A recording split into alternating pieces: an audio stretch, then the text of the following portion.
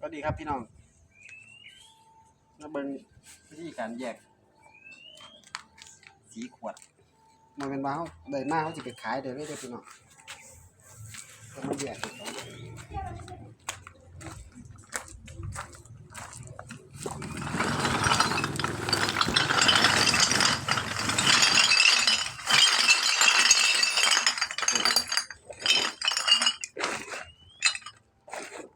สีขาวแล้วก็สีขาวด้วยที่เขาต้องมาแยกกันนี่ไม่แยกมันก็ต้องแยก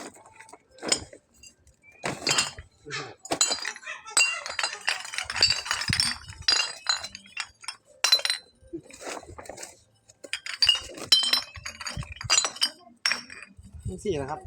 อาชีพผมแล้วแต่ผู้ใดสิมองแค่ไหนเนาะถ้าก็เป็นอาชีพสุจริตนะซ้ำนี่แหละพี่น้อง